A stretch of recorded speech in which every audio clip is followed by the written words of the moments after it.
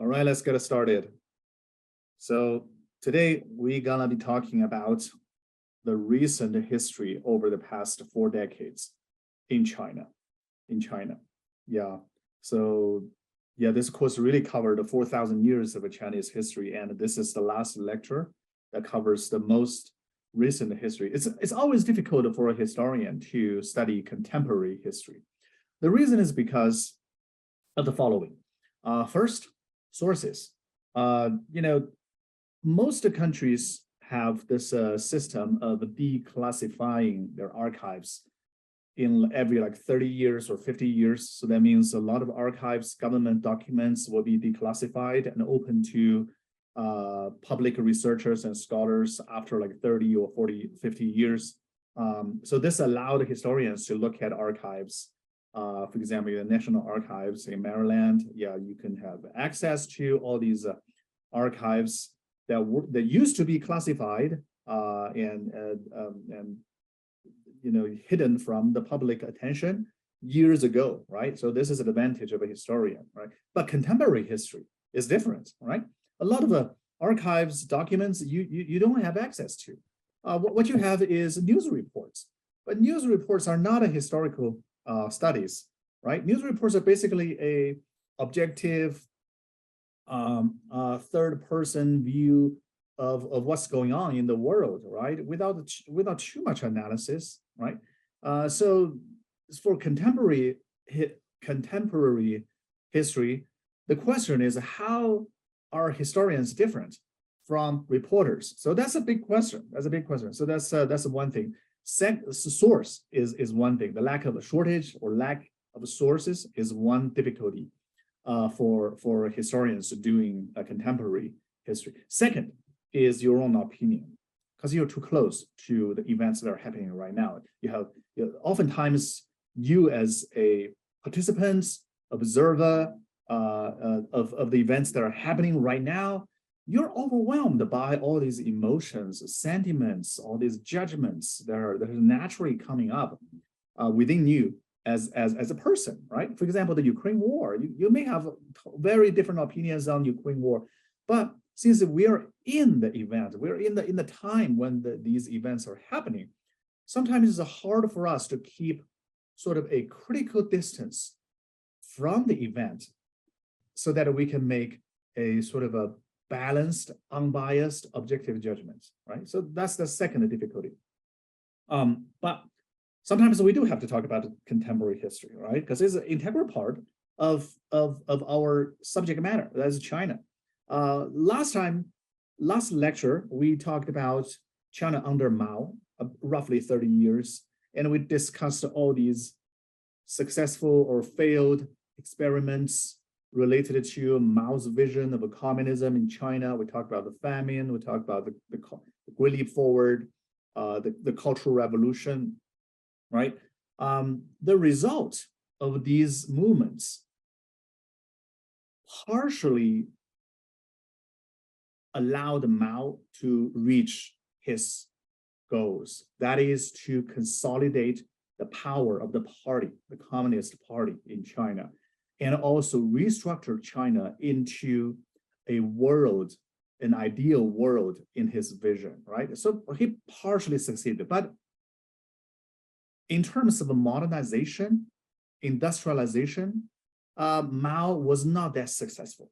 We know that not only millions of people died in the famine, and the social order was destroyed during the Cultural Revolution. China fell into chaos, destruction, and anarchy, right? During the Cultural Revolution, people were having a civil war on streets, killing each other. Different Red Guards factions are fighting against each other, claiming to be Mao's most loyal pupils or guardians or protectors, right? So China was on the brink, on the verge of collapse in the year of 1976 when Mao died, right? So Mao finally died in 1976, and he left a China that is one of the poorest communist countries in the world. Very, very poor. Yeah. If you look at people's the living standard of ordinary Chinese people, it's definitely not much better than it was like 30 years ago before Mao took over power, right? So some reform, some changes have to be made, and it took place immediately after Mao died. So now we're going to talk about a new era of Chinese history. That is, a lot of historians call it the economic reform era, 改革开放, economic reform and opening up era. So this is a new era inaugurated, created by Deng Xiaoping. Deng has been a leader in the Communist Party, but right after the Cultural Revolution broke out in 1966, Deng was kicked out from the Politburo. He was kicked out from the Politburo. He still remained. He kept a membership in the party, but he was kicked out from the government. He was put on exile in the remote factory in Jiangxi province in southern China. So Mao did not want him in Beijing. But when Cultural Revolution is getting more and more violent and chaotic, when Mao lost his colleagues one after another, in 1975, Mao found out that he had no one to use in his government, right? I mean, as a dictator, you cannot run the state machinery or the bureaucracy by yourself. You need people to support you. You need bureaucrats. You need officials that are loyal to you and you can trust to implement your policies. But in the year of 1975, Mao barely can find anyone able or competent enough to carry out his policies. So in 1975, Mao, after Lin Biao died, Mao called Deng back to Beijing, and Mao appointed Deng as the vice premier in the state council, and also the vice chair in the military commission. I believe later it happened later. So Deng regained power in 1975, but in a meeting that Mao asked Deng to participate in, to have a positive evaluation of the Cultural Revolution, Deng refused to give any positive comment on the Cultural Revolution. He simply said, "I got kicked out from the government right at the moment when the Cultural Revolution broke out, so I have no right to comment on it." Mao knows that Deng is putting on a protest. This is a sort of a hidden protest that Deng is putting on against the Cultural Revolution. So Mao lost the trust in Deng. So for the third time in Deng's life, Deng was kicked out from the government in 1975. But Mao died a year later, 1 year, actually, in the same year, Deng got kicked out again in 1976, but Mao died in September 1976, in the same year. And within 1 month of Mao's death, the remaining senior revolutionaries or the senior party officials, they launched a coup d'etat, and they arrested the radical followers of Mao's Cultural Revolution policies, including Mao's wife and the vice president of the Chinese state, Wang Hongwen, and some senior member in the standing committee of the Politburo, Zhang Chunqiao, right? So all these Mao's radical followers of in terms of the Cultural Revolution policies were all arrested. These radical followers of Mao were later called the Gang of Four. The Gang of Four. They were all put into prison, and the Cultural Revolution was ended. Okay. There was a transitional guy called Hua Guofeng. He was picked by Mao to become the next chair of the party and also the top leader of China. But Hua Guofeng certainly did not have the prestige and the kind of qualifications to be accepted by the entire party. So in 2 years, in 1978, Hua Guofeng was toppled down. He was not put in prison. This was a peaceful change of power. In 1978, Hua Guofeng had to make self-criticism, and he had to step down from the position of chairmanship of the party. and Deng rose to power. 1978, Deng rose to power.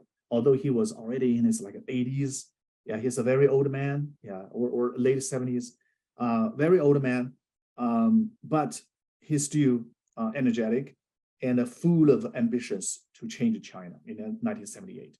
And right after Deng rose to power, he immediately changed the policy. So we're gonna look at the new policies that Deng introduced in 1978. Okay, in December 1978, the so-called economic reform started.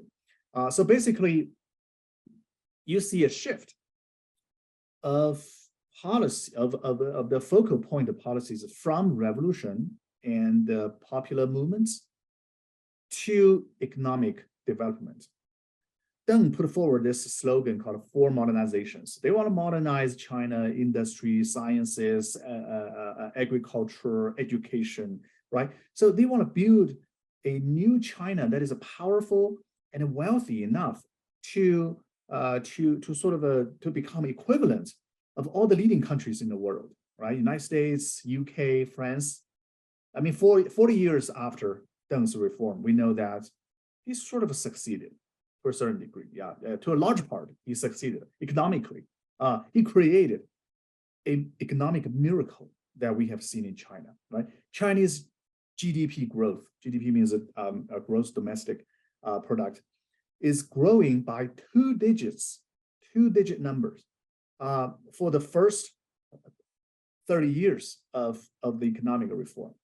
China's GDP or economic growth only slowed down in recent years, yeah, because the size of China is so big, and because of the some change in policy that is happening over the past years. We're going to talk about that if we have time today. But let's focus on Deng. So Deng want to focus on modernization of China, economic change, economic development. And the first thing he did is to disassemble the People's Commune. People's Commune is typical communist economic units in which people are organized into this unit, and you don't have any much personal private property. All the so-called means of production, that means the machines, all the assets belong to the communist unit. Okay, individuals don't have private property. There is no market. People's Commune just receive a command or order from the central government to produce. Okay, but this is extremely inefficient. Yeah, because as a member of the People's Commune, although you go out to work every day like everybody else, either to the field, to the land, or if you're in a city, you go to a factory, state-owned factory to work as a worker. But no matter how hard you work, there is no incentives, right? You work more, you may work more, you may work less. The pay is the same. So the result is that nobody is incentivized to make any technological breakthrough or technological innovations, because you're not rewarded for that. No matter how hard you work or how lazy you are, you get paid just like everybody else. So human nature is that you don't work that hard. You don't work that hard. So Deng changed this. First, Deng divided the land. He disassembled the People's Commune and divided the land equally and give it to the peasants. But it's not ownership. Ownership is not given to the peasants. The ownership always belongs to the state, even up to today. What's given to the peasants is the right to use the land. Okay, so the whole People's Commune's land is all divided up equally and given to each household within the family. This is called the household responsibility system. But what matters is that peasants now have the right to decide how to use the land. And now free market is allowed and encouraged in the new system. So peasants, if they found out that peanuts are in demand in the market, then they can grow peanuts in their own field, and the state would not say anything about that. Okay, you can use the land in any way you want, and you grow peanuts. And if you really work hard and smart enough, your peanuts are great. People want you, are highly sought after in the market. Then you can sell it in the market and they make a lot of money, right? Well, some people call it the capitalism, but it's simply how market works, right? It's just a free market system. And this a simple change boosted China's agricultural product since 1978 by like a 30% every year. So just a very simple change of institution. And that motivated people to work much harder because now they're working for themselves, right? They work, just as Adam Smith said, there's an invisible hand to regulate the market. Yeah, this is a very important concept, okay? In 1776, Adam Smith published his book, The Wealth of Nations. In that book, he argues that there's an invisible hand to regulate economic activities in the market when everybody works for his own interest, private or self-interest. Then the benefit of the whole society would be maximized. So it's like invisible hand that is regulating all these economic activities. So since 1978, when all Chinese are working for themselves, miraculously the economy is growing so fast. So the big cake of the society is getting bigger and bigger. So everybody is getting a bigger slice in this case. Okay. So that's the rural reform. And Deng also openly argued, let people get rich first. Okay. Yeah, under Mao, everybody should be equal to each other economically, right? I mean, if you're richer people, you should be ashamed of yourself. Okay, and if you get rich through market, you're in prison, right? Because under Maoist communist policies, no free market is allowed. Okay, but now Deng totally changed this. Deng says, let some people get rich. Okay, it's no big deal, and we want to see that. The state wants to see that. Okay, private economy is encouraged. Small businesses are encouraged. People are encouraged to start up their own businesses, right? If you wanna open up a company to sell, I don't know, watermelon seeds as a snack to people, that kind of activities are encouraged, and you get some tax privileges that don't encourage all this. Okay, and a lot of towns and villages, they form their own companies to use the market to provide new products to the market and make profits, and all these are allowed now. Okay. As a result, the GDP was growing very fast. Yeah, sort of like today's Vietnam. Vietnam is copied China's economic success.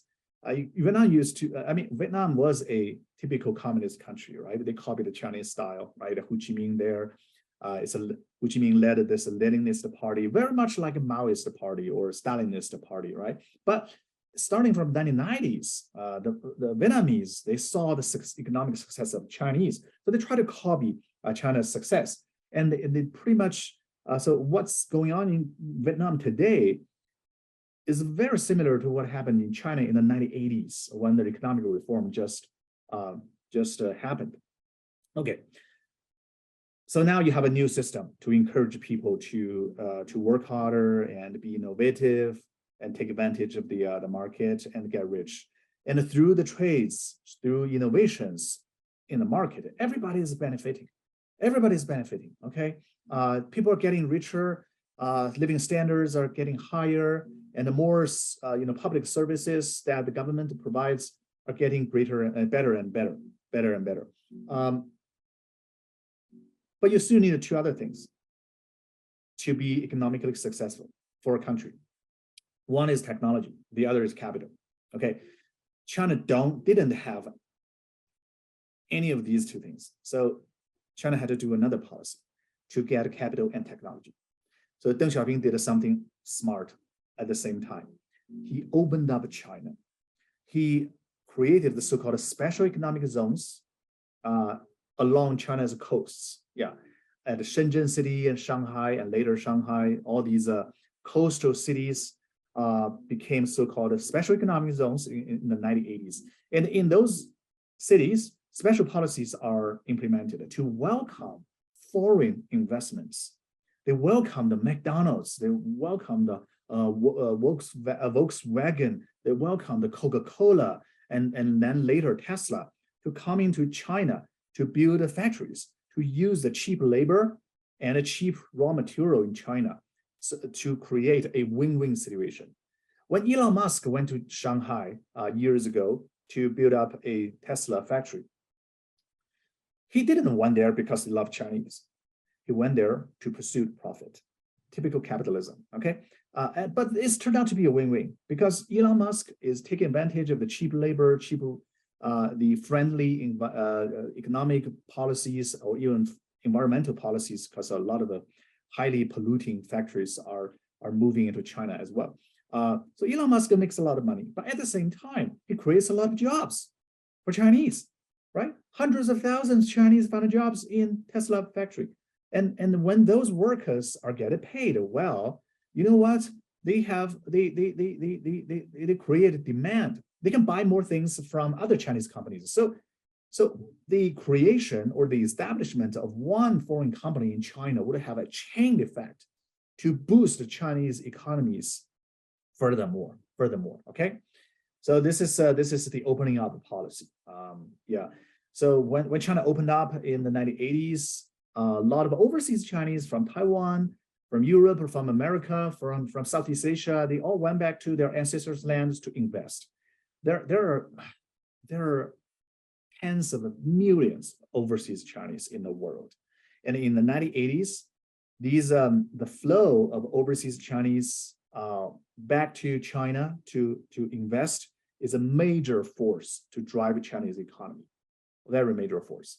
Yeah, overseas Chinese actually played a very important role in Chinese history. Yeah, for example, in the 1911 revolution, when Sun Yat-sen launched those revolutions to overturn the Qing Empire, Sun Yat-sen, remember we talked about this, in 1911 October, when the revolution succeeded, Sun Yat-sen was in Denver. What was he doing? He was raising fund. He was raising fund among overseas Chinese because there are hundreds of thousands of overseas Chinese immigrants in the United States. And almost the majority of them supported Sun Yat-sen's revolutionary enterprise. They supported Sun Yat-sen to overturn the Qing Empire. Yeah. Recently, some of my students have done, some of my graduate students have done research on Chinese immigrants in Colorado, in California, in Dakota.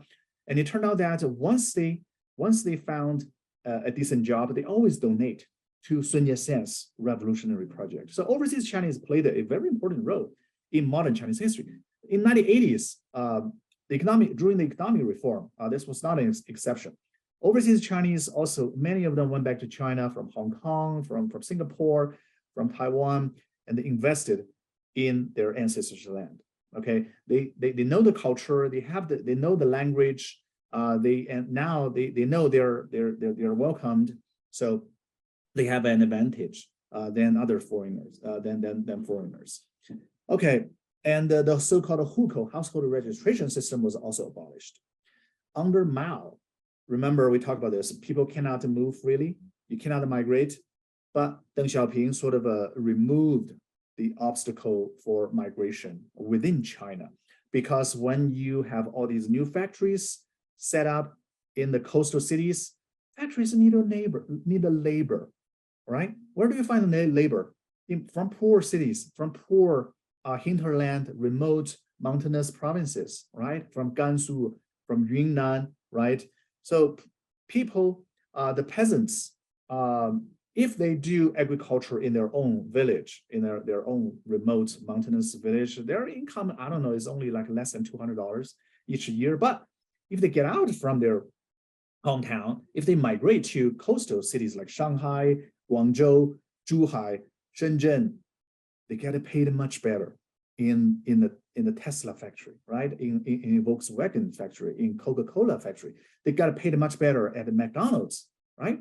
So this created a huge migration of China. The Chinese people, I mean, for 30 years, they finally had freedom to migrate to a city they wanted to choose a job they want to have the kind of life they want to. So we call this liberalization of China. So communist policy is being dropped, is being abandoned gradually by Deng. So Chinese people finally embraced a new era that is very promising, very promising. But, okay, there's a limit to these economic reforms. So although Deng seemed to agree with Adam Smith, but another part of him is still Karl Marx. Okay, so he's sort of swinging between Adam Smith and Karl Marx. Okay, so although economically, Deng allowed the free market, foreign investments, all these new things, capitalism. But on the other hand, he insisted that China must be ruled by one single party. That is the Communist Party. The party's dictatorship must be kept well. So you have this weird system, right? I mean, this is something Adam Smith never talked about. I mean, think about all these classical economists like Adam Smith, David Ricardo. They all agreed, Western economists, they all agreed that when you have capitalism, free market, technological breakthrough, eventually economic success will push for a political change, for the society to become more democratic. So democracy and the free market should go hand in hand, right? This is what the received wisdom is about. But Deng sort of gave classical economics a hard question. But how come in China for the past 40 years, on one hand, you have the most robust, most successful capitalist economy, but on the other hand, you have very solid authoritarian politics. The party, not even for a second, gave up power. They never allowed democracy. They never allowed free election in China. So how come these two things go hand in hand for 40 years? So yeah, we need to answer the question. I don't think any scholars have provided a satisfying answer for this thorny issue, for this thorny question. Yeah. So yeah, a lot of questions remain to be answered. Okay, so let's look at the details. So these are the special economic zones that Deng opened up. Yeah, in those in those cities, foreign investments are particularly welcome, and there are special tax policies, tariff policies to welcome the foreign investments. For example, if you're an American merchant, you want to go to China to take advantage of the market there, you're very welcome. You'll be given perhaps a tax exemption for like the first 5 years, and then you'll be giving a free land. Yeah, for example, Tesla, when Elon Musk wanted to establish a new factory in Shanghai, he was given a free chunk of land. Think about how expensive the land is in Shanghai, right? So this really attracted a lot of businessmen into China, right? Social life also changed. It's okay for you to beautify yourself, right? Following the Western style, have a Western style of clothes, hairstyle, lifestyle. All these are allowed now, but under Mao, these are not allowed. Okay, if you make your hair curly in a Western style during Mao's time, you're in big trouble. You could be in prison. You could be in prison. Yeah, and also the pursuit of a better life. Buying TVs, washing machines, refrigerators, right? If you just say the pursuit of my life is to have a better life, now it's all allowed. Under Mao, you cannot do that. Okay, even if that's what your real attention is, you cannot say it openly. Okay, because for under Mao, everyone is supposed to be a communist warrior. You're going to sacrifice your life, devote your whole life to communist enterprise.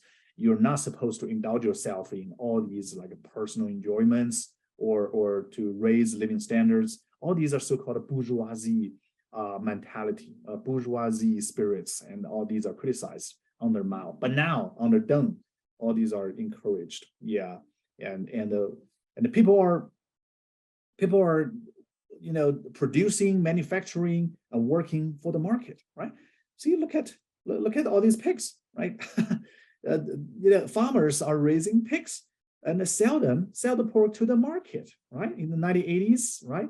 So you see all these a very robust market, right? People are buying, selling, and they're making money, right? This is a free market where it's a farmers market. Under Mao, farmers market was not allowed. It was illegal. It was illegal because it's capitalism. It's a market. under Mao, there should be not a single trace of a market. Okay, but now under Deng, free market is everywhere. People immediately this raised people's living standard because really trades and the market help the economic growth. People are finding jobs, the people are having more opportunities, more freedom in the market, right? Foreign investments, Volkswagen having factory in China. This is in the 1980s. The Volkswagen is one of the first Western companies that went to China to cooperate with the Chinese companies, right? They were making automobiles, vehicles in China. Yeah, and also culturally, there is more freedom. There's more tolerance, right? The artists finally had the freedom to sort of express themselves. Under Mao, you cannot express yourself. Everyone's speaking in the same voice. That is the state's voice, and you can only quote Mao's speeches. Okay, but it's sort of like North Korea. Yeah. But now people had freedom. They had a freedom to make fun of a Mao, right? This is clearly this is a ridicule or a parody of a Mao, right? They can make a fun of revolutionary culture combined with the capitalism, right? So there is a more freedom for people. All right. Okay. So yeah. So Deng calls this socialism with the Chinese characteristics. Okay. This is the phrase Deng coined to refer to the situation, the new situation. Okay. Socialism with the Chinese characteristics. That's how Deng calls it. But for many scholars, it's a capitalism with the Chinese characteristics. Right. That means you only give a limited access for people to capitalism. People had the right to get rich, but people had no right to challenge the party's dictatorship. So politically, it's still sort of a Stalinist and a Maoist, although economically, you have free market. Okay. So the result is in 1989, a lot of students went to the street of Beijing and they launched a demonstration asking for more democracy, more political participation, more transparency in politics, and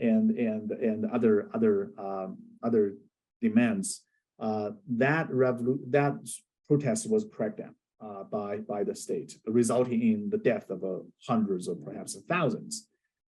So after that, after the 1989 Tiananmen demonstration, political reform totally stopped. We're going to talk about that later. All right. So since Deng never served as a president of China, and he never served as chair of the party. Actually, the chairmanship of the party got permanently abolished because Deng put an official verdict on the Cultural Revolution, that is destruction. Deng had a very negative evaluation of the Cultural Revolution. In 1981, Deng published an official verdict of the Cultural Revolution saying Mao made a big mistake in the Cultural Revolution. But so this verdict, the 1981 verdict of Mao, sort of praised 70% of Mao's contribution as positive, but 30% of what Mao done as negative. Okay, so Deng praised Mao for creating the party, and then led China through World War II, through the Civil War, and he praised Mao for the creation of a PRC, People's Republic of China, and he also praised Mao for all these early experiments of communism and industrialization in the 1950s and early 60s. But Deng says the last 30% of what Mao have done in his life, that is the Cultural Revolution, is totally wrong. Totally wrong. Okay, so you have this 70% and 30% evaluation of Mao. That's Deng's verdict. So after the Cultural Revolution, the chairmanship of the party was abolished permanently. So no one is going to serve as the party's chair. Deng made this change in order to prevent personal dictatorship. What Deng wanted is a party's dictatorship. the party in Deng's eyes should be led by a bunch of people. There should be a so-called collective leadership of the party. There should be no one person, dominating or monopolizing the power. Okay, for Deng, that's how he sort of prevent another disaster like the Cultural Revolution from happening again. So you have a collective leadership since the 1980s. Okay, since the 1980s, Deng first chose like two leaders, first Hu Yaobang and then Zhao Ziyang. And then in 1989, these two leaders, before 1989, these two leaders become unsatisfactory to Deng, so he removed them. So he removed them, and then he chose another guy called Jiang Zemin, standing here. So in 1992, Jiang Zemin became the president of China and the party's general secretary. Okay, there is no chairmanship of the party anymore after Mao died. There is only a general secretary. So the party boss became the general secretary of the party. And the Zhu Rongji here, standing here, is the premier in the state council. So these are the top leaders of China in the 1980s. In the 1990s. Okay, so it's a typical collective leadership. Although Jiang Zemin is the president of China and the party's general secretary, he does not monopolize all the powers, right? Because the premier is someone else, and in the standing committee of the Politburo, everyone had the right to vote. So there are normally 7 to 9 members on the standing committee of the Politburo. So they could provide some kind of checks and balances, very limited checks and balances to each other, especially for the general secretary. So the general secretary is not an emperor, okay? But of course, when Xi Jinping rose power in 2012, he changed all this. We're gonna talk about that later. Okay, so yeah, so what are we gonna talk about? Yeah, so the economic reform turned out to be a success, and China became the so-called world factory. China is using its cheap labor, cheap raw material, and a friendly investment environment to welcome a lot of investments from all over the world. And China is producing for manufacturing for the whole world, right? If you go to Walmart and Target, you find out that 90% of the your daily household stuff that you need are made in China. So this is something we see only over the past 30 years. Okay, so China became the world factory. All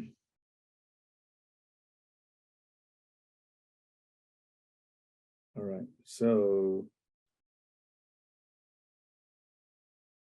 this is another picture of Shenzhen, one of the first special economic zones, and the Chinese harbors. Very busy. Okay, in the 1980s, Deng first chose Hu Yaobang, and then Zhao Ziyang, but both of them supported the students' movement somewhat. So Deng became dissatisfied with them and removed both of them. In 1989, when there is a movement to commemorate the death of Hu Yaobang, that sparked a larger scale demonstration, pro-democratic demonstrations and protests everywhere in China, especially in Beijing. So in Tiananmen Square, this is Tiananmen Square, at one time there was more than 1 million people rallying there to submit, the students submitted petitions to the government for more democracy, for more liberal rights, for more transparency in policies, right? But those demands, those petitions did not receive any response from the government. So the students put on a hunger strike. Okay, this is Tiananmen, this is in Beijing, and the students put on a hunger strike, and the whole nation was watching this through television. And Deng eventually thought the students wanted to topple him down, so he became angry. And in June 1989, Deng sent troops, PLA troops, into Beijing to crack down the demonstration. But the troops were stopped by the citizens in Beijing, in Beijing. So eventually Deng gave an order to the troops to use any means, including shooting at the people. So in June 3rd and June 4th, when the PLA troops trying to advance to the heart of Beijing, Tiananmen Square, to crack down the demonstration, they encountered a lot of resistance from the citizens in Beijing. Many people got killed. This is a very famous picture of the tank man. This happened right on the day or the second day when the PLA troops trying to advance to Tiananmen Square. This very brave man is standing in front of a long column of tanks. Is trying to stop the tanks by just his body. Yeah, we never know who this person is. He was probably put into prison and died there. We don't know. His identity was never found out. Yeah, but this picture really stunned the whole world. Yeah, for several days in Beijing, the citizens are trying to fight against the advancing tanks and armed vehicles towards Beijing. A lot of citizens, students got killed. But after the crackdown, the party maintained even more strict policies towards in terms of politics, right? So political reform totally got stopped. Although economic reform continued in 1992. So Deng still want to make money for the people and for the money, for the state and for the party. But Deng did not want any political change. Okay, so because the party does not want to give up power, that's the thing. So the policies after 1989 is that economic reform continues, but no discussion of political change, no discussion of democracy in the Western sense. Yeah, the Chinese Party's rhetoric, they talk about democracy as well, but what they mean by democracy is a sort of a democratic centralism. This is a concept put forward by Vladimir Lenin in the 20th century.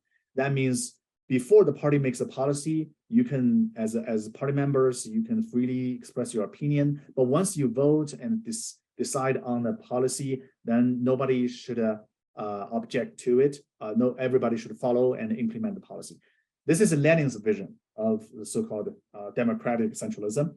But in practice, there is no such thing like a freely expression of your opinions within the Soviet Union party. We know that. Under Stalin, that's totally not possible. It's just a rhetoric. Okay, so even the communist parties, they know that they use the rhetoric of democracy to decorate their policies. Okay, so but according to Deng's design, there should be a collective leadership within the party. This means even the party's general secretary cannot serve in the position forever, like Mao did. You know, all these traditional communist dictators, they never give up power, right? They hold fast to their power, to their last breath, to the last day of their life. This includes, say, Lenin, Stalin, Mao, who's the Castro, right? Kim Il-sung, right? They're like that. But Deng had a different idea. Deng says, we need to have a compulsory retirement system. Every party general secretary should only serve 2 terms. So 10 years in total.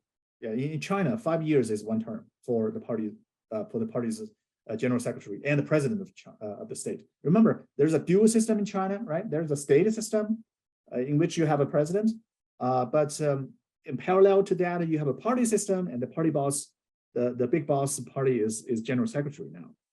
So normally the president of China and the party's general secretary, it's one person that takes both the roles. Jiang Zemin was like that between 1992 to 2002. And then in 2002, although Deng already died in 1997, but Jiang had to follow Deng's political design. So he sort of retired and gave power to the next president, that is Hu Jintao, Mr. Hu Jintao. So Hu Jintao also served as the president of China and the party's general secretary for 10 years. And then in 2012, he sort of handed over the power to Xi Jinping. So this is the succession of power from Deng Xiaoping to Jiang Zemin, and then Hu Jintao, who each served as 10 years. And then since 2012, we have Xi Jinping. But Xi Jinping is changing this.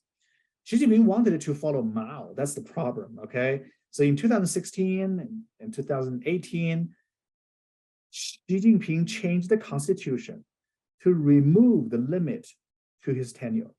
So that way he could be elected, so-called elected forever, throughout his life, more than 2 terms, okay? So different from both Jiang and Hu, Xi Jinping is going to be a lifetime president of China. Just like Putin, okay? It's a dictatorship. And Xi also is going to be a lifetime party's general secretary for the rest of his life. So he's recovering a lot of over the past years. Xi has recovered a lot of the old system that we saw in Mao's time. So Chinese policy is oscillating between sort of a liberalization and then more authoritarian dictatorship, constantly over the past like 70 years. Yeah. Okay, so let's look at them. This is Jiang Zemin, and this is Hu Jintao, and this is Xi Jinping. Yeah. So they all look the same. This is the formalities of party politics. You always, in a party's Congress meeting, you always wear a suit with a red tie, because the red tie is the color represents communism, right? It's red, right? If you look at the national flags or party flags of all communist countries or parties, they're all red, right? So they always wear a red tie, and you dye your hair. I mean, these are all old men when they got selected to become the party's secretary, general secretary. They all had a gray hair, but they dye their hair so they look younger, and they always look exactly the same. If you look at the party congress, for example, the Chinese Communist Party just had its 20th party congress several weeks ago. In the party congress, it's like a show. Everything is pre-staged. Okay, everyone's role, when to stand up, when to applaud, when to speak, when to nod. All these things are pre-planned. Okay, they all applaud just like machines at the party's congress. Yeah, it's a show of power. It's a show of power. It's demonstration of power. Okay, so yeah, so Chinese politics a little bit disappointing over the past decades, because there is no major change towards the good direction. But economically, has been going pretty well. Pretty well. This is Shanghai. Economic reform totally changed the landscape of the city. So many skyscrapers are built. It totally turned the city into almost a futuristic metropolitan center, right? All with all these bridges, right?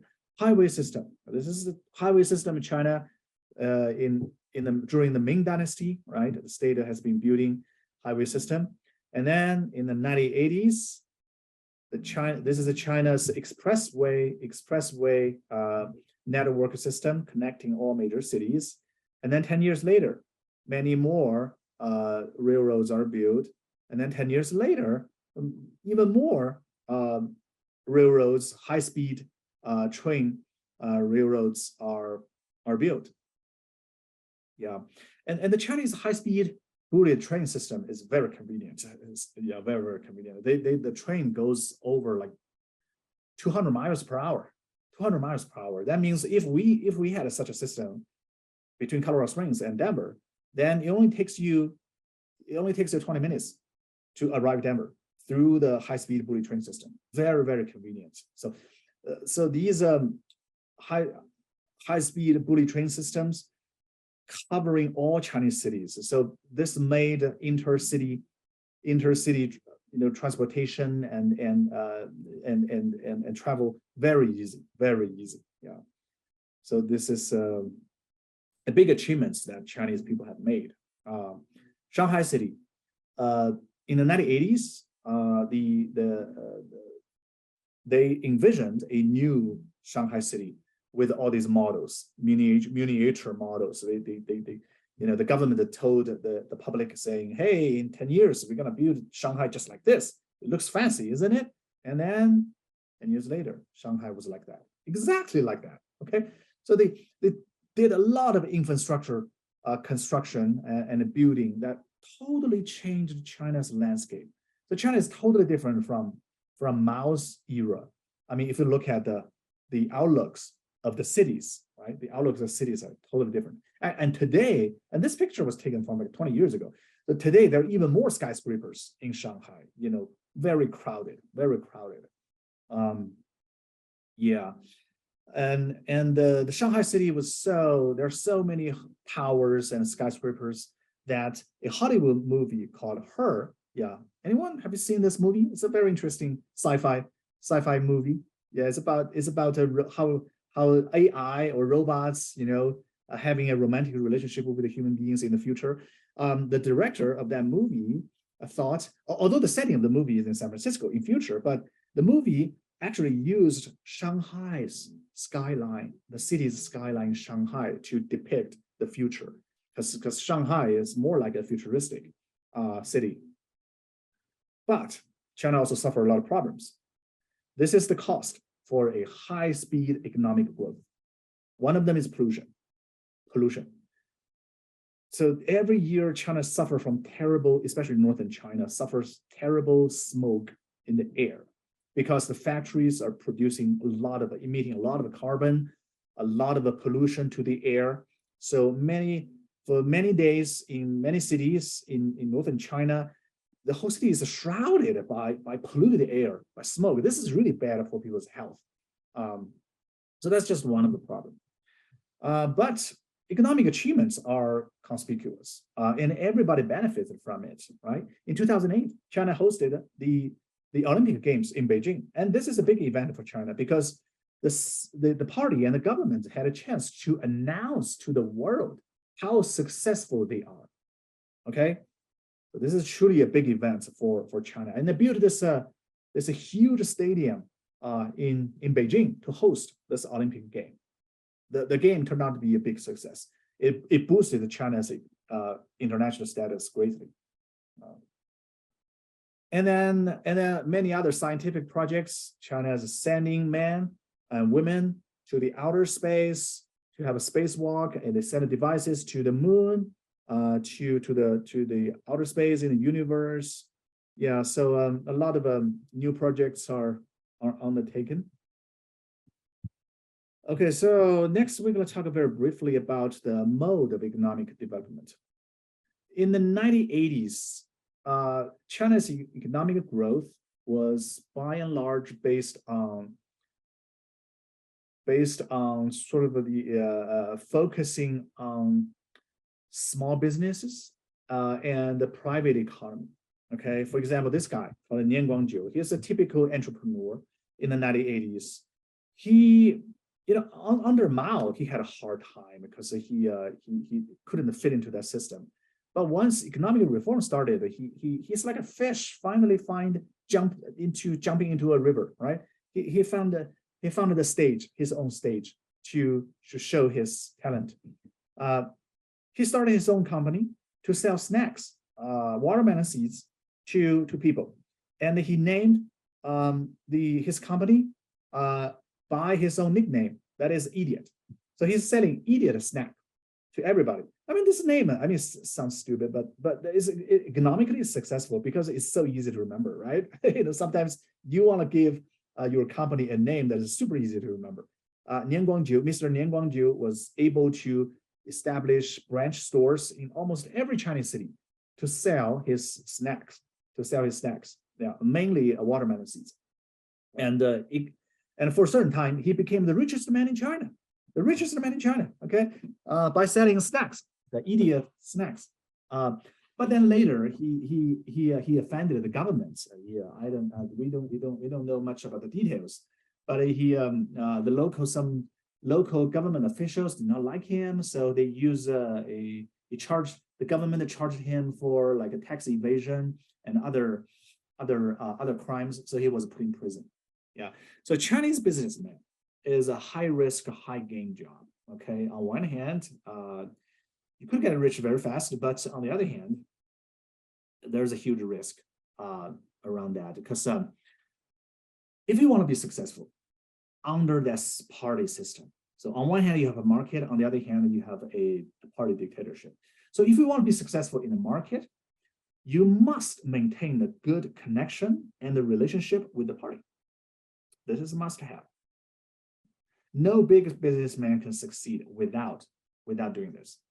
But when you try to maintain a good relationship or connection with the government, sometimes you have to bribe them, right? You have to bribe them. Sometimes even if you don't want to bribe them, the government officials want you to bribe them. Okay, want you to give them money. And if you figure out that, hey, if I don't give them money, I won't get the permit or license to conduct the business in this area, then you're gonna have to give them money, right?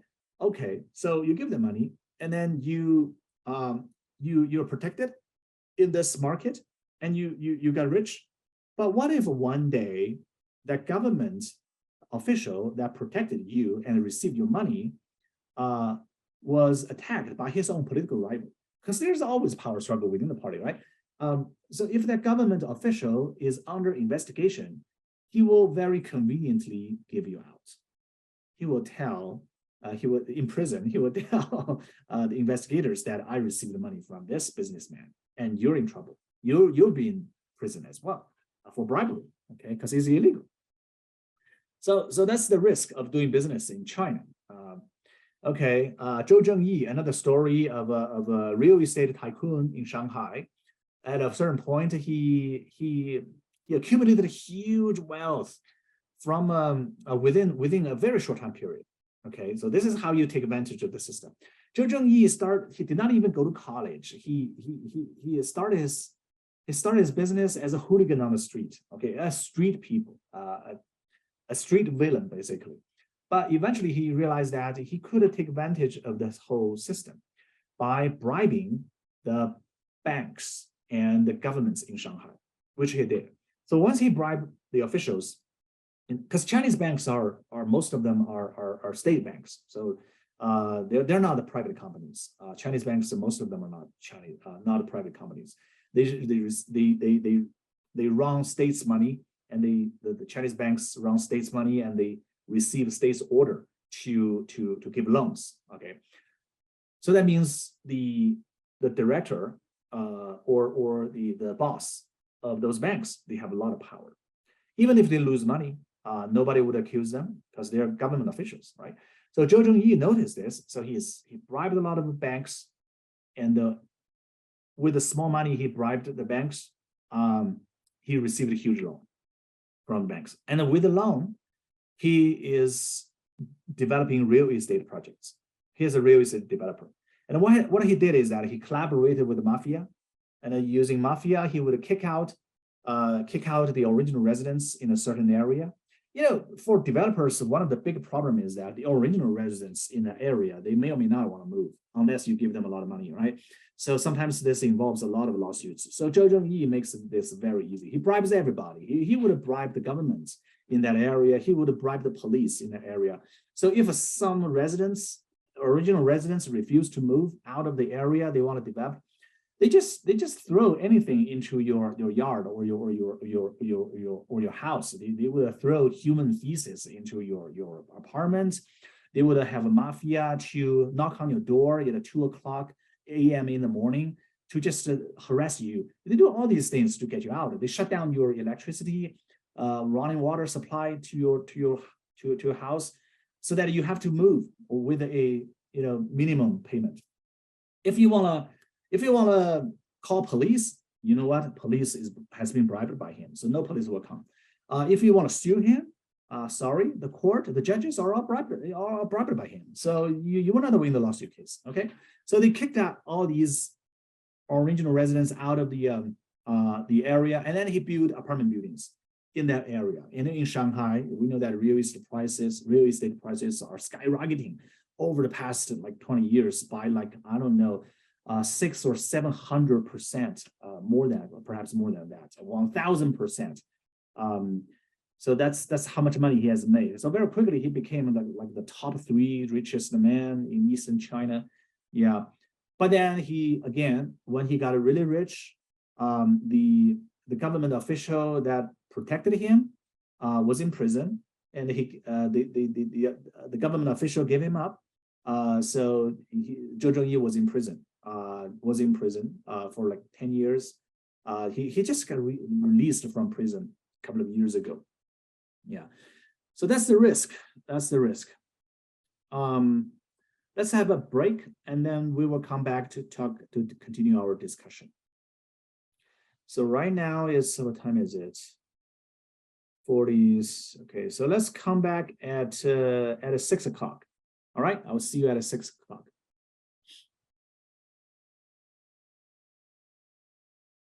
Okay, let's continue. So next, I'm going to tell you this one story about a power struggle, a typical power struggle within the highest power echelon in the party in 2012.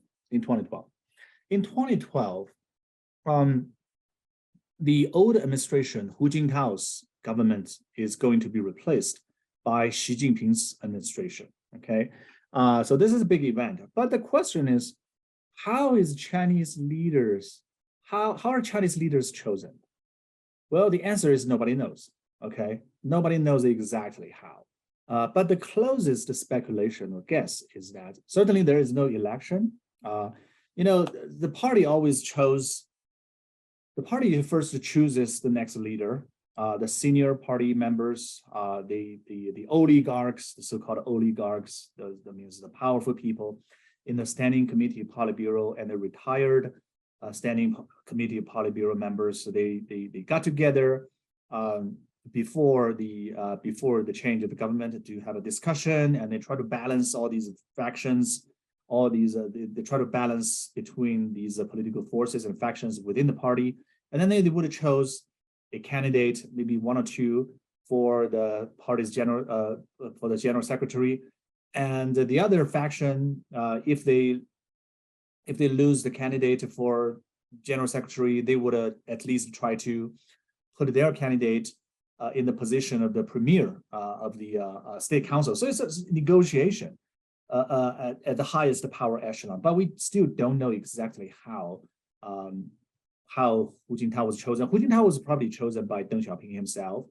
And then how Xi Jinping was chosen is hard to say. There got to be some negotiation and discussion between the Hu Jintao's faction and Jiang Zemin's faction, right?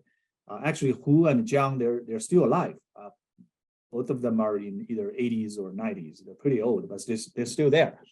But in 2012, there is a guy called Bo Xilai. This guy, okay. Bo Xilai is the governor of Chongqing city, a very important city. The biggest water dam project, the Three Gorges Dam, is in his jurisdiction, is in Chongqing. Okay, so that water dam, the biggest water dam in the world along the Yangtze River, provides electricity to almost the entire southern China. So very, very important city. So Bo was appointed by the party as the governor of the Chongqing city, and there he launched a series of reform that attracted people's attention before 2012. For example, he tried to recover Maoist revolutionary culture, right? This is called the Red Culture, right? He was a Red Guard during Cultural Revolution. So was Xi Jinping. So both Bo Xilai and Xi Jinping, the two rivals for the position of party's general secretary, they both sort of they grew up under Mao through the Cultural Revolution. So the Cultural Revolution really had a huge impact on all of them, and both of them, although they got exposed to the Western world since Deng Xiaoping's economic reform, but the kind of education, the kind of ideology they were inculcated in under Mao had a deep imprint on their mindset. So even when they become Chinese leaders, lots of them still think through Maoist, revolutionary terms, right? They still use a lot of a Maoist language, vocabularies, and ideas to design policies, to understand international relations, and to understand the state-people relationship, right? So Bo Xilai was not an exception. right? So he tried to recover this Maoist, communist culture in China, and he tried to expand state-owned enterprises business, right? And for that reason, he launched a so-called anti-organized crime campaign, and put a lot of private company leaders into prison in that name. So this is a very, very controversial movement. On the other hand, on one hand, he seems to provide more protection and security to the city, but on the other hand, he is violating the rule of law himself, right? By putting people into prison without a proper charge, without proper trial, but only for the state, for his own government, city government, to grab the properties of those companies. Okay, so you see this competition between state-owned enterprises and the private companies that became more and more intense over the past 10 years. So that's what Bo Xilai did.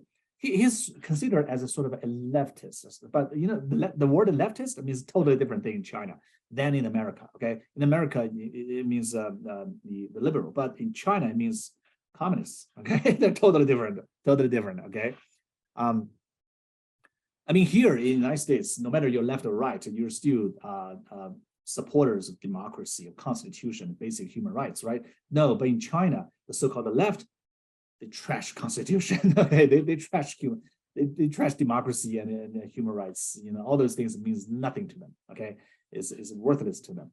So Bo Xilai is one of such leftists in China. He tried to create this so-called red culture, but his ambition is to replace Xi Jinping and become the next leader, the next party general secretary, or at least the premier.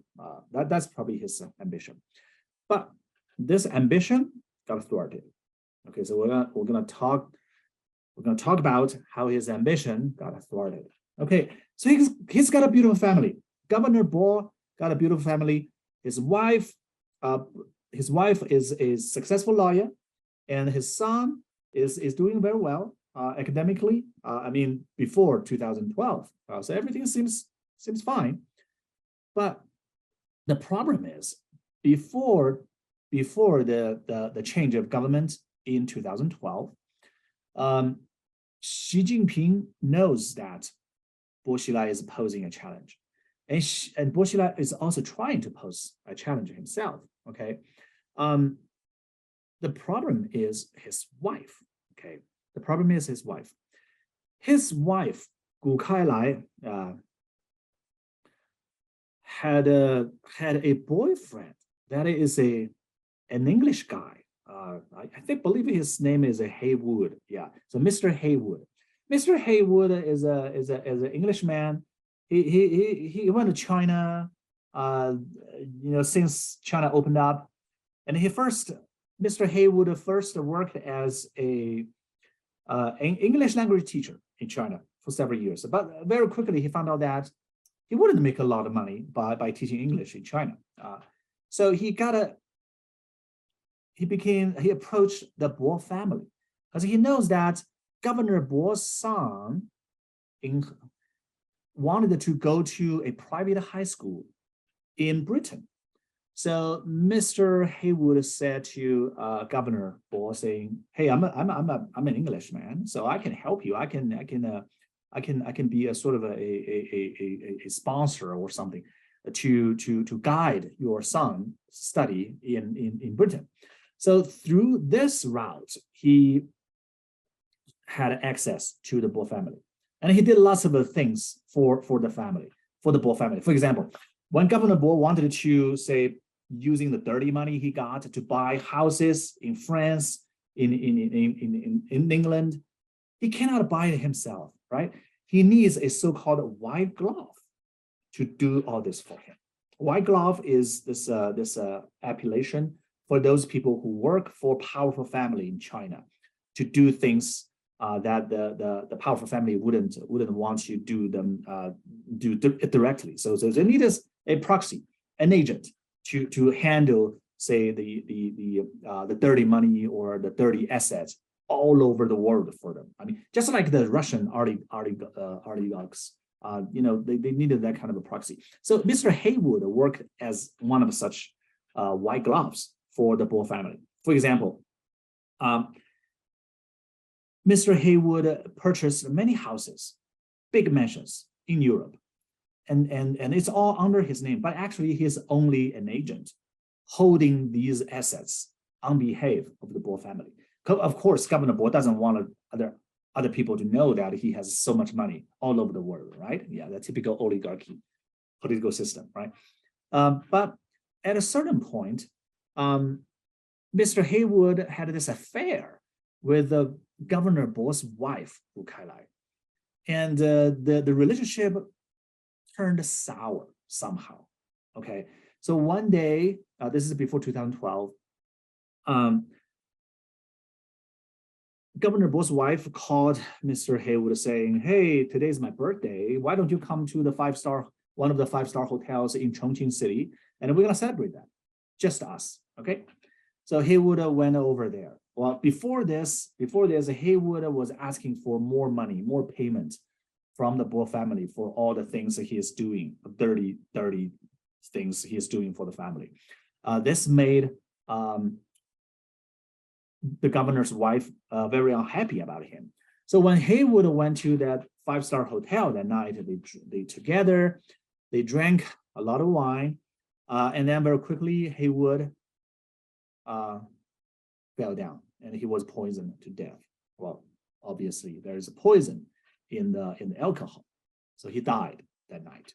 He died that night. And then Gu Kailai, the wife, called the police chief of the Chongqing city, Mr. Wang Lijun. Yeah, let's call him Mr. Wang. And according to the reports released by the party, Gu Kailai that night told the police chief of the city, saying, "I killed a man, come over to clean the mess." So police chief Wang went to the hotel and he saw this Englishman killed in the hotel. Of course, he helped the governor because he helped the governor's wife because the governor is his boss, right? So Mr. Wang faked the whole scene and he prepared a fake report saying Mr. Haywood died of over drinking. Okay, the alcohol killed him.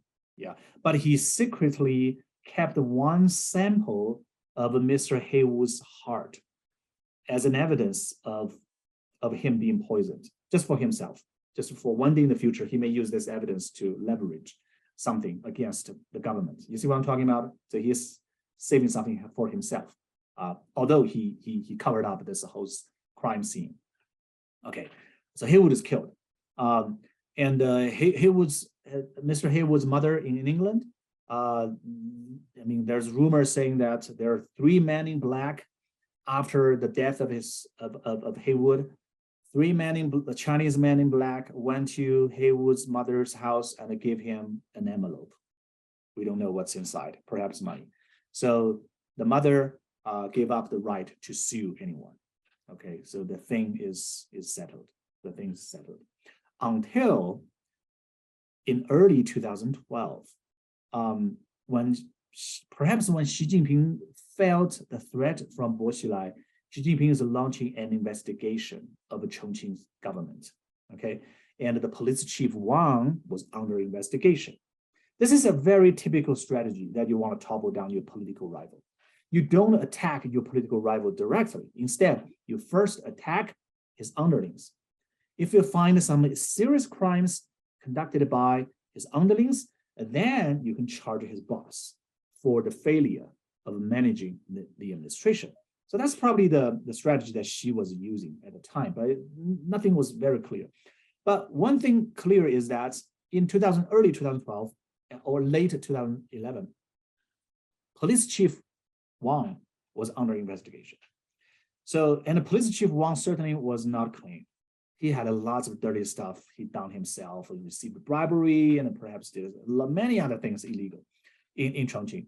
So now, when the central government has launched an investigation on him, police chief Wang needed help from the governor. So here's the things getting interesting. Yeah, I was following news all the time, during the time when all this happened. Yeah, So Police Chief Wang went to the governor saying, I was under investigation and I probably will be in prison. I need your help and you really need to help me seriously. But governor said, why would I? The governor boss said, why would I help you? Okay, I have this, everybody know Governor Bo's goal is to go to Beijing to become the party's secretary, general secretary. So Governor Wang was not incentivized to get connected to this police chief in his government, right? So that's the moment when Police Chief Wang told the governor about the crime. Basically, he tried to, this is almost like a ransom. Police Chief Wang said, I helped your wife killed someone, an English person. I covered up the crime. So basically the message is that, governor, if you don't help me, I'm gonna give out. I'm gonna make public the whole dirty crimes your wife did and think about how that might affect your ambition of going to Beijing, right? Well, that's the moment when Governor Bo became really angry because in the eyes of the governor, everyone in his government are basically his underlings. So governor punched Police Chief Wang in the face and then he kicked him out. The governor kicked the police chief out of his office. And then for the following several weeks, the governor is making fake medical record to show that Police Chief Wang suffering from serious depression because the intensity of his job. So he may have a very strong motivation to kill himself by jumping off one of the skyscrapers in Chongqing. Well, Police Chief Wang knows exactly what the governor is doing. The governor is going to set up a fake suicide for himself because he probably done that many times himself, right? All these people none of them are good people, right? So Police Chief Wang in March 2012, one day, this is something a very experienced policeman would do. He put on disguise of a very old woman and he threw away his cell phone because he knew that the governor can find him by his cell phone. He was driving his friend's car, okay, and he, under disguise of an old woman, Police Chief Wang got out of the city and he was driving towards Chengdu city, about 150 kilometers away. This happened in March 2012, okay? And then when Police Chief Wang arrived Chengdu city, he was running for his life because Police Chief Wang knows that if he doesn't run away, a few days later, he will be killed by pushing off from a high tower. And then governor would tell the public that he committed suicide because of depression, because they already faked the medical record, right? So Police Chief Wang, when he arrived at Chengdu city, he found a U.S. consulate. There is one U.S. consulate in Chengdu city. So this is things getting interesting. Police Chief Wang walked into the U.S. consulate in Chengdu city, seeking political asylum. And he gave the documents about all the dirty crimes Governor Bo did to U.S. consulate in Chengdu. And of course, the ambassador, U.S. ambassador in China, at the time is Gary Locke in Beijing. And Gary Locke received this report from Chengdu consulate, and the Chengdu consulate had no idea what to do. This has never happened before. A Chinese police chief from Chongqing city came over to the U.S. consulate seeking asylum. And he told the Americans that Governor Bo in Chongqing city did all these dirty crimes, and he is trying to challenge Xi Jinping's right to succeed the party's general secretary position. This is huge, right? Americans had no idea what to do with this. So Ambassador Gary Locke eventually decided that they're going to refuse Police Chief Wang's request for political asylum. And they're going to give all the documents from Wang to Beijing. And from that moment, Governor Bo's fate is doomed. Okay, so very quickly, Beijing, the central government, people loyal to Xi Jinping, arrived Chengdu. They walked into the U.S. consulate and they took away Wang. They took away Wang. So once Wang was in the hands of the of Beijing's government, of course, Beijing had all the evidence of Governor Bo's crimes. Okay, so within several weeks, Governor Bo was under arrest. He was under arrest, and he was sentenced lifetime in prison, sentenced to life. And then, according to the later judicial documents released to the public, Bo stole more than $40 million from his government, and his wife did all this crime, and even his son got involved in all these improper activities. What's funny is that his son, called Bo Guagua, when all these things are happening, Bo Guagua already graduated from the private school in England, and he came over to Harvard University, Kennedy School of Government, to study, to do his MA program. I was at Harvard, but I did not meet him because Harvard has several campuses across the Charles River. So according to the news story released by Beijing, it turned out that Bo Guagua, when Governor's son was studying at Harvard, so this has to do with Harvard. I was keeping a close eye on all this news in 2012. One summer, Bo Guagua wanted to have an intern or something similar related to his study. He wanted to travel to Africa, let's say, to do some kind of a, field trip or research or something. But one rich merchant in China called Xu Ming learned about this. This rich businessman approached Bo Guagua, and the businessman said, "Hey, I heard that. You want to travel to Africa? Is that right? You know what? I have a private jet. Yeah, very roomy. Okay, you can use it, and I will pay for your trip to Africa. How about that?" Also, of course, young Bo Guagua very gladly took that offer. But why would a businessman make such a generous offer? Of course, they want to get it back, get something back from the governor, right? Of course. So this is a very subtle way to bribe somebody. You don't give it the official money directly. Instead, you want to study him and find out his demands, what he wants. All these government officials, they want many different things. So some of them would never take money directly, because if they want to, get promoted to a high position, right? But some of them are old enough and about to retire. In that case, they have no ambition of a higher position. In that case, they will take a lot of money. So they all have many different demands. Some of them is better education for their children. Some of them is more connection so that they can be promoted further. Some of them want more sex. In that case, you want to buy free prostitutes for them. Some of them just want money, but you don't want to give them money directly. You want to use very sophisticated ways to bypass the law. Okay, so Xu Ming basically was doing this. Okay, the rich businessman is giving Bo Guagua this private jet, and he pays for the whole journey.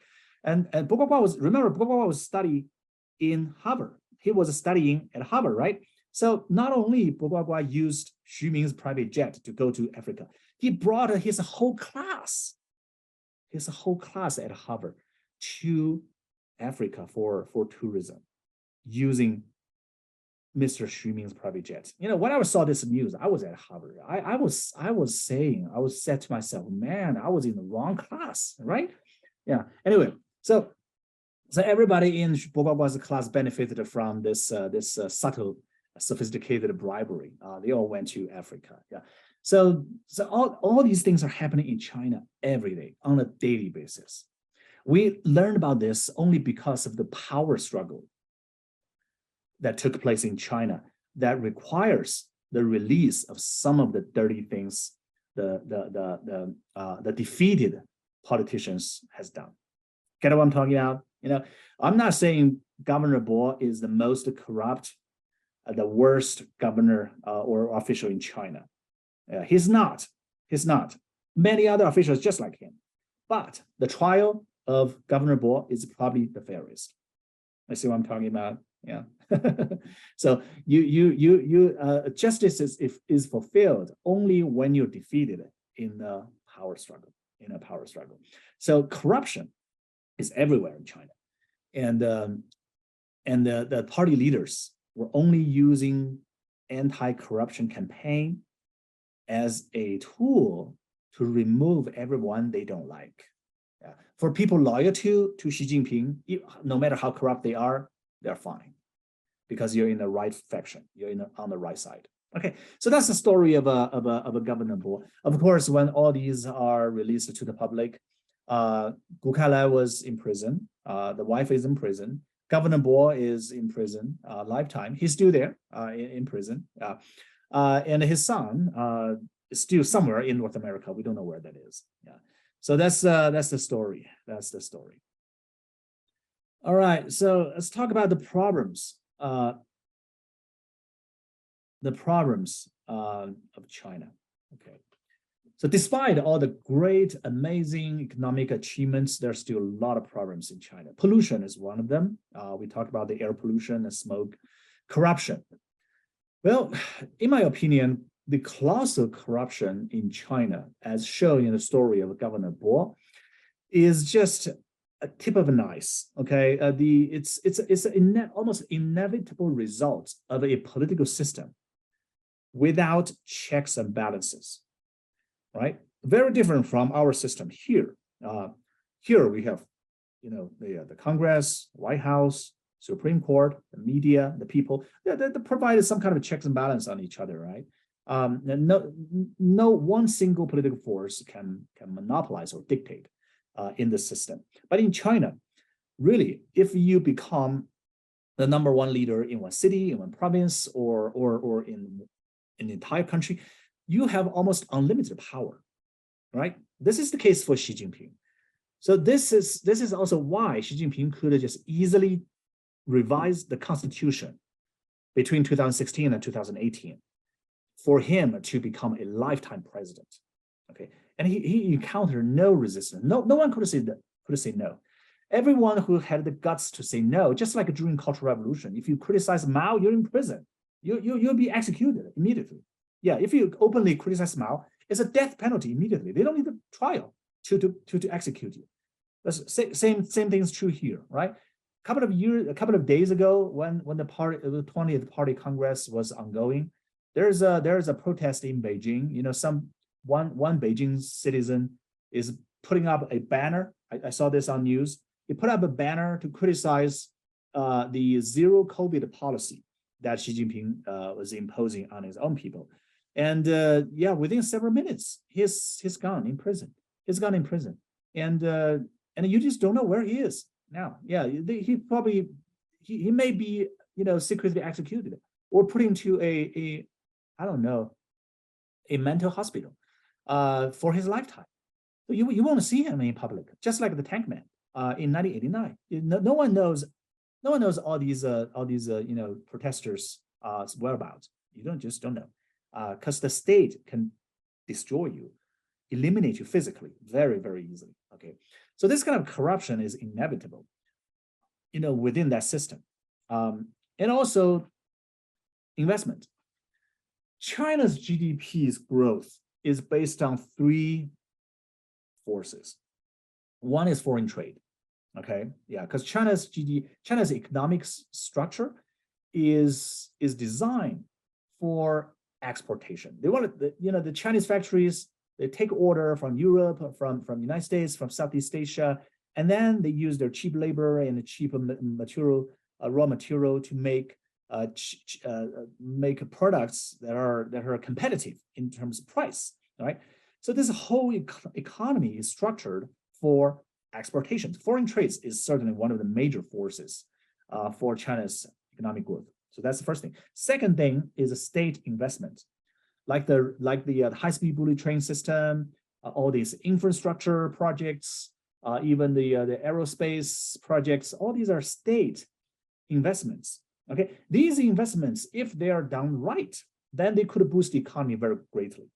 Just like the high-speed bullet train system covering all cities. This makes transportation, communication a lot easier. But on the other hand, local government officials, they are also incentivized to make more and more state capital investments. For example, the governments, local governments, city government may make a decision to make a huge CBD, okay, commercial area.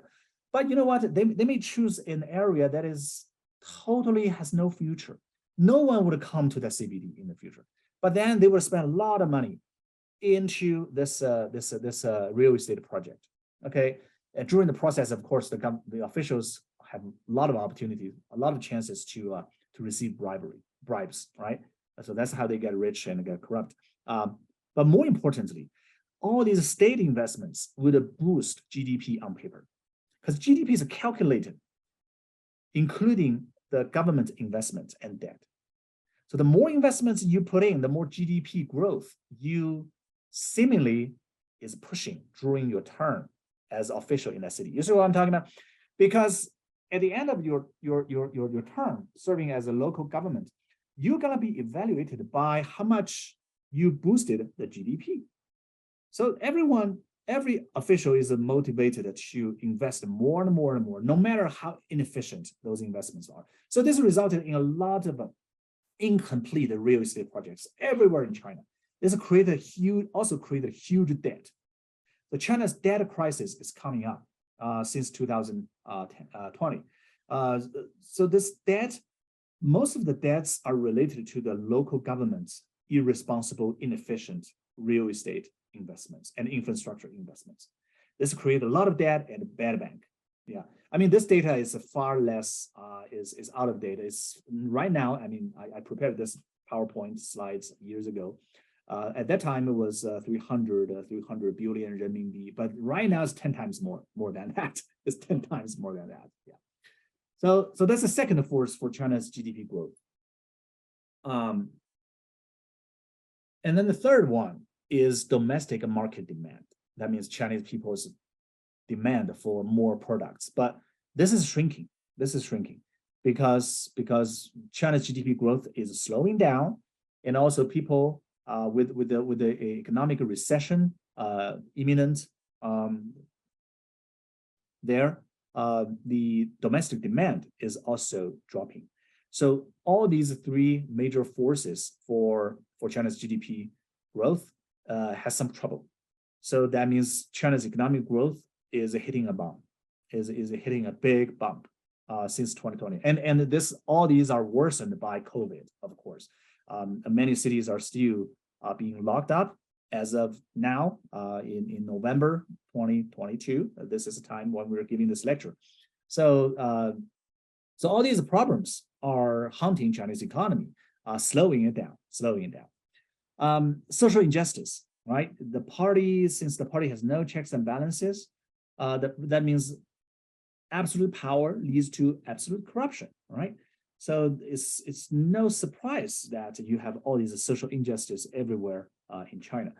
Censorship, since Xi Jinping rose to power, censorship of information in China is getting more and more strict.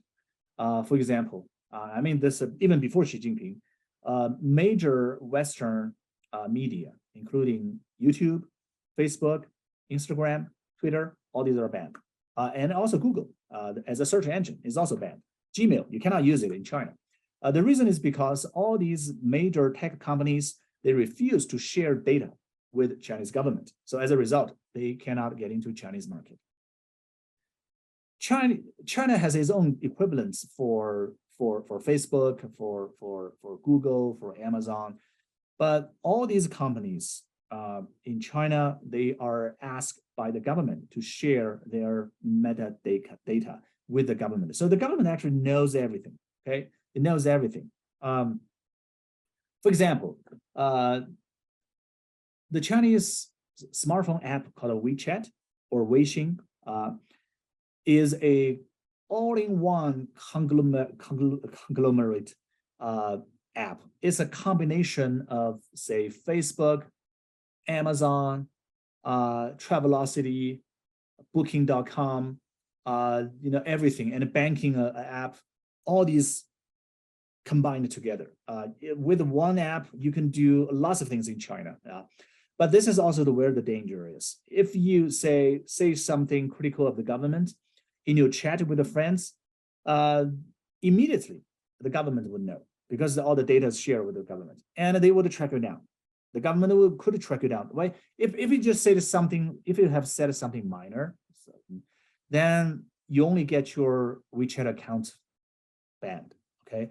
But if it's something more serious, then you could be invited for a tea. It's just a nice phrase for you to be brought to the police station. Okay. And in the worst case, you could be in prison. If you really are, if the government believe that you're really planning something, threatening the government. So censorship is everywhere. Okay. As a university professor, you don't have the freedom to express your free opinion on government. You can criticize America. That's encouraged in China. But you cannot say anything critical or bad about Chinese government. Okay. If you did that, you'll be reported by your own students to the party boss in the university, because legally all Chinese universities, almost 99% of them, more than 99% of them, are state-run universities. Okay, they're branches, they're extensions of a government apparatus. Okay, so as a Chinese university professor, if you say something critical of Xi Jinping, trust me, the second day you're kicked out. You're kicked out. You're fired. Okay, from the university. So this makes the media or the freedom of speech a joke in China. So there's a lot of problems over there. Okay, so and at the same time, over the past 10 years, so we're going to talk about the new phenomena that's happening in China over the past 10 years since Xi Jinping rose to power. Lots of things changed, in my opinion, but we need more time for historians to really keep a distance from the time you're looking at to have a unbiased evaluation of our time. So my evaluation of our contemporary time is terribly biased. Okay, I'm going to tell you this honestly. Okay, I'm in this time period. I don't have access to sources more than many other scholars or even reporters. And at the same time, I'm super biased. My bias is that the tendency of liberalization is reversed by Xi Jinping. The new government is abandoning a lot of Deng Xiaoping's legacies, political legacies. For example, the compulsory retirement system is abandoned by Xi. Now he is so-called, he has just been re-elected as the party general secretary several weeks ago at the 20th Party's Congress, okay, in Beijing. It just took place several weeks ago. So compulsory retirement is abandoned. And when Deng Xiaoping was there, Deng's diplomatic policy is to maintain a friendly relationship with the West, because this is good for market. This is good for economy. The Chinese want to receive a lot of orders from the United States, from America, right? From Europe, right? So it's necessary for China to maintain a generally friendly relationship with the West. And also China wanted to welcome investments and technology from the West. If you still isolate yourself from the West, how can you get technology? You cannot, right? So Deng Xiaoping's policy is a diplomatic policy is to have a friendly relationship with the West. But Xi Jinping is changing this. Since Xi Jinping rose to power, he has been encouraging the so-called war-wolf diplomacy. He's promoting and praising those diplomats, Chinese diplomats that are super aggressive, super critical of the West. Okay, if you look at the Chinese news, you'll find out that the West is a whole mess. Okay, I mean, to a certain degree, it's not totally wrong, right? But all these negative sides of the Western society is amplified by Chinese state propaganda system. You see what I'm talking about? Right, so the information that Xi Jinping's government is giving his own people is that the West is in decline. Democracy has no future. Constitutional democracy or representative democracy is a terrible thing, and we Chinese don't want that. But instead, what we want is that we want a unity. Just remember legalism we talked about, Lord of Shang, right? We want a unity with political unity, intellectual unity, right? A state command economy so that a state can take care of you. So that's the message that Xi is giving Chinese people. And there is no open, free debate of any of the state's policies. All you can do is accept it and support it. So that's the problem of censorship. Yeah. So in my opinion, China is again with Xi Jinping embarking on a kind of risky road, on a very risky road. Many of the legacies from Deng Xiaoping has been abandoned. Yeah, and also Deng Xiaoping's one of his major policies is to always focus on economic development. But if you look at the party's 20th Congress report delivered by Xi Jinping, you will see that the emphasis is not on economic development anymore, but instead on national security, on social stability. So that means the party is probably going to sacrifice GDP growth. I mean, GDP growth is slowing down anyways, but the party is openly shifting its own focus policy from economic growth to consolidation of the party's power within China. That's what Xi Jinping means by national security. That's to consolidate his own power. Okay. Of course, the biggest enemy in Xi Jinping's eyes is the United States. Yeah. So we're going to talk about that. So these are all these problems. Several years ago, there's still this debate between China's liberals and the leftists. China's liberals are those who pro-economic reform, pro-free market, pro-West intellectuals. China's left are those conservatives who are hardcore communists or nationalists and statists, people who support the party state rule. Nationalism is also rising very quickly, thanks to the encouragement from Xi Jinping's government. You will see this populist nationalism rising in China, support every policy that the state issues without any critique, without any critical thinking. So liberal education itself is under attack in China right now. So this is one of the reasons a lot of U.S. trained scholars like me who are hesitant to return to China to teach. So I'm gonna be honest with you. So that's one of our major concerns, actually. The lack of freedom of scholarship and speech is a major problem in China. Okay, so U.S.-China relationship. So that's the last thing I want to talk about. Well, since the beginning of the economic reform in the early 1980s, the U.S.-China trades have been growing very quickly. So if you look at this chart, you see that this is the data up to 2016. Okay, so this is before the trade war, launched by Donald Trump. You see that, the two countries really are economically dependent upon each other, right? So China is exporting, right? Okay, so let's look at the United States first. United States is importing $385 billion from China, and every year there are 330,000 Chinese students coming to the United States to study. And on the other hand, China also relied economically deeply on the United States. Okay, and the backdrop of this mutual dependence, economic dependence before 2016, is growing trades between the two countries, as you can see, right? U.S. exports to China is growing up very, very quickly, every year, about like 20-30%, all the way to the mid 2010s.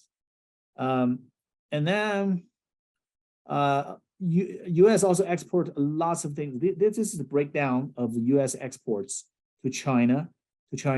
Lots of agricultural products, soybeans, oil seeds, grains, aerospace products, right? Boeing airplanes, semiconductors, right?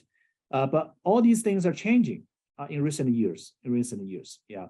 if you have followed the news, you know that in 2022, in this year, Biden administration is putting down a lot of sanctions against China because of all these hostile attitudes from both sides of the Pacific Ocean, and also because of China's support of Russia in the invasion to Ukraine, and also because of China's threat, military threat to Taiwan. Xi Jinping is getting very, very aggressive. Compared to his predecessors like Deng Xiaoping or Jiang Zemin, Xi Jinping is a very clear. He's sending a very clear message to Taiwan that means the Chinese Communist Party, one day in the future may launch military attack on Taiwan to so-called unify this controversial island. Despite that, the Taiwanese people have enjoyed de facto political independence in the island since 1949, right? But so if a war broke out on the Taiwan Strait, how is the United States going to involve in? Biden has made that clear that the United States is going to help Taiwan militarily, but through what means that the United States is going to choose to confront China is a big question. So, yeah, for that reason, Biden administration is putting on a lot of sanctions in terms of semiconductor chips and other advanced technologies against China. So China would not be able to import US based technology, semiconductor technology. So things are changing. Things are changing very quickly over the past like 1 or 2 years. Yeah. But so this is the data before 2016. Yeah. And then okay. China remained the third largest trade partner of the United States. Again, this is up to 2017, before the trade war.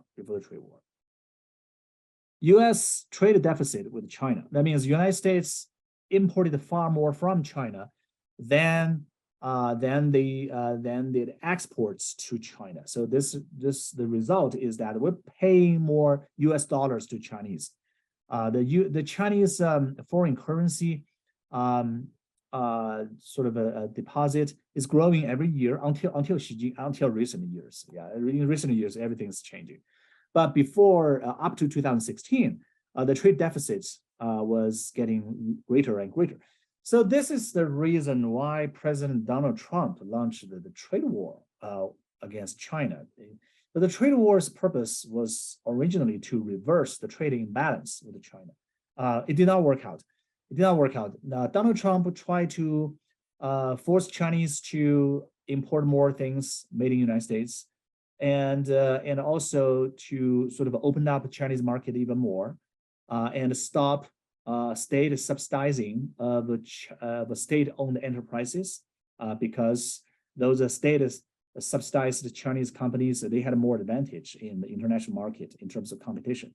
The U.S. companies are not able to compete with those state-sponsored Chinese companies.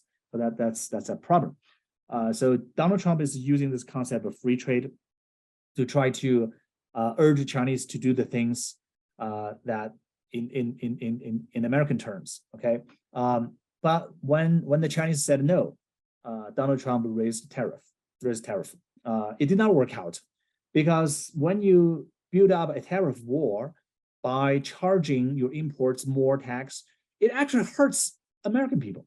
That's ironically, it hurts American people, because who are importing? That's American. The private companies in the United States are importing things from China. And why are they importing? Because things are cheaper in China, right? So if you import things in China that are cheaper, then you have more advantage in selling those things in Walmart, in Target. This is why American retailers are importing products from China. So when Donald Trump has raised tariff, the problem is the U.S. companies are paying more to the government, and then ordinary U.S. consumers buying things from Walmart are paying more. So eventually, it will hurt ordinary American people. So that's the problem. So Donald Trump's trade war did not serve the purpose it was designed to solve. That's the irony. You see, that's kind of irony in history all the time.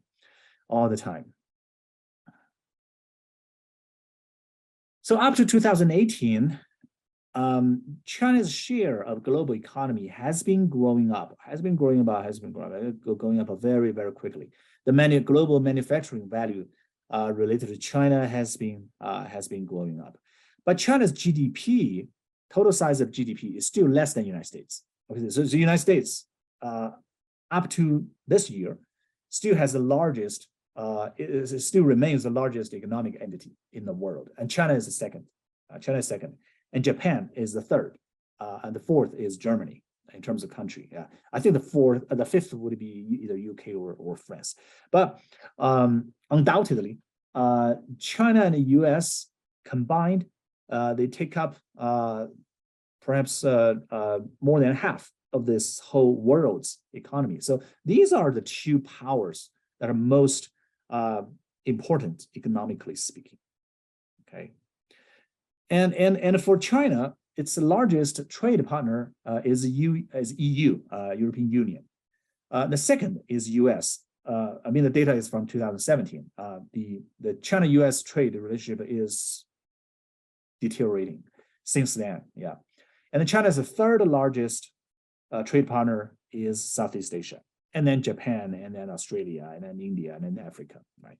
So, but in recent years, especially since the outbreak of Ukraine war, since Xi Jinping openly supported Putin, they're still in support of that. If you look at the official Chinese media, news media, in February this year when the war broke out, if you're anti-war, if you're Chinese and you're anti-war, your voices are suppressed.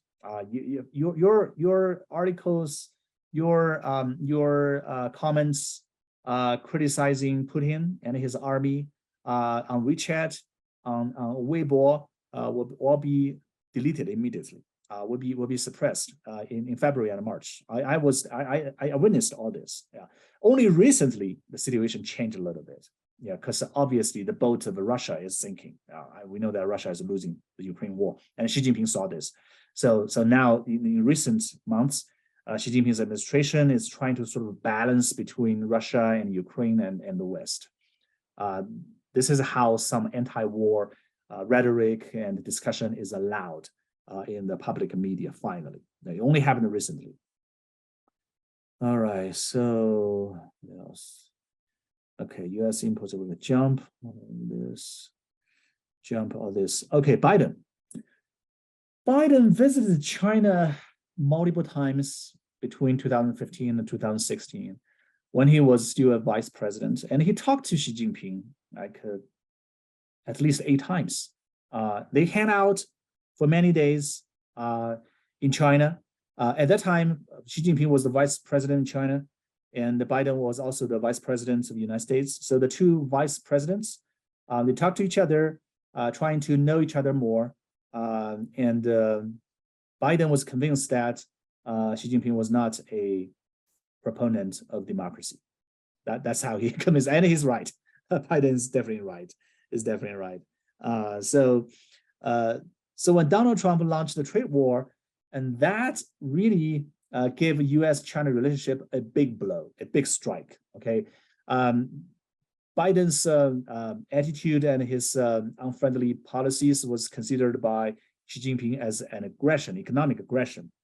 And since then, Xi Jinping has using his war diplomatic propaganda system to criticize the United States. So the relationship of the two countries since 2008 has been going down very, very quickly. Yeah, I mean, we have seen this very clearly over the past 3 or 4 years. And then 2 years ago, when Biden rose to power, the situation did not change much.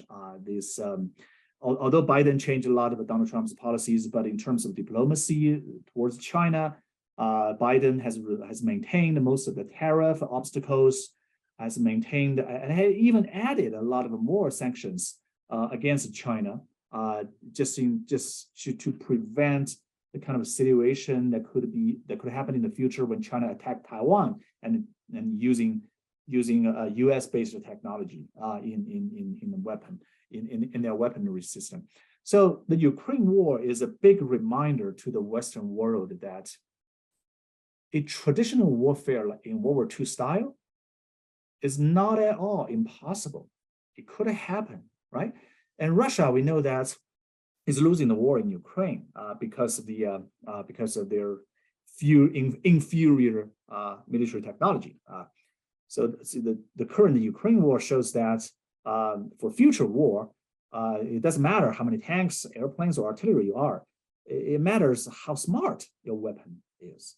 You know, like a couple of highly more advanced weapon like a HIMARS could change the course of the war.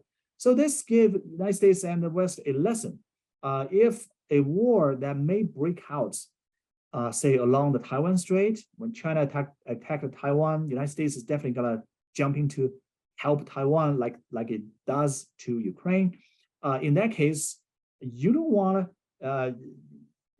want your enemy to have a higher technology than you, right? So this is why I can understand. This is the rationale behind Biden's sanctions, technology sanctions against China. But the two countries also cooperate in many areas, right? In the G20 summit that just took place in Indonesia last week, the two leaders, Xi Jinping and Biden, had their first in-person meeting since Xi Jinping rose to power, since Biden rose to power as well. So the two leaders had a conversation, which is better than not having a conversation, right? Where U.S.-China relationship is going, we don't know. This question remains to be answered.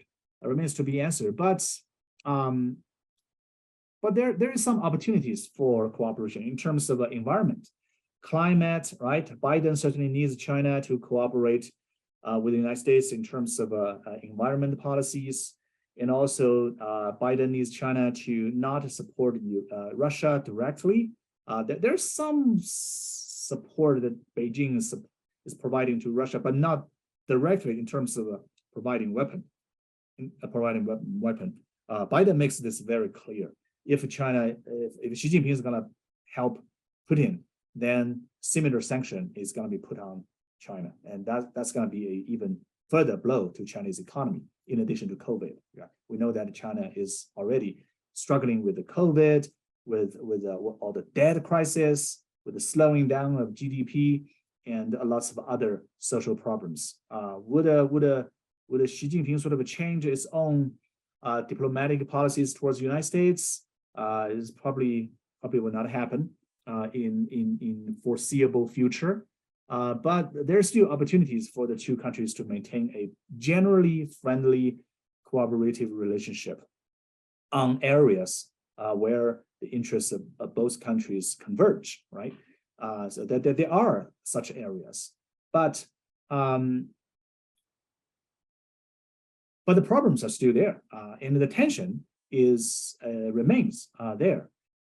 So my last remark to all of you after this very ambitious class that covers the entire 4,000 years of Chinese history is that you want to keep this skill or this the curiosity with an empathetic understanding of the foreign. Yeah, anything foreign, no matter it's a foreign culture, foreign language, or foreign history, they could serve as a mirror for you to look at, to understand yourself better.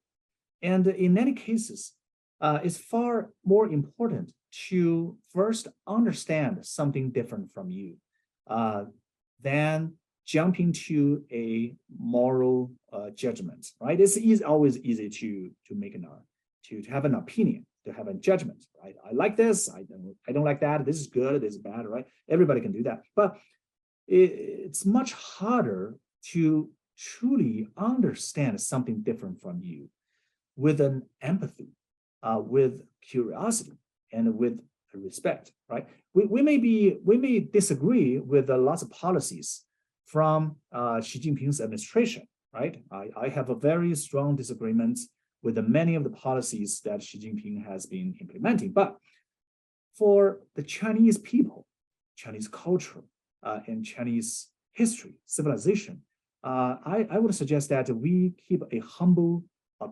attitude to try to understand it more, so that we can understand ourselves better. So this is so keep being curious, keep curious, keep humble, keep empathetic, keep respectful, and keep learning. Very importantly, yeah, learning is a lifetime project. So this whole course on Chinese history is just to provide you with a simple example of how we can use history to understand the world, to understand our society, and to understand ourselves better. So hopefully this course serves its purpose to a certain degree. And thank you for sharing this very ambitious adventure into the entire Chinese history with me over this semester. Thank you.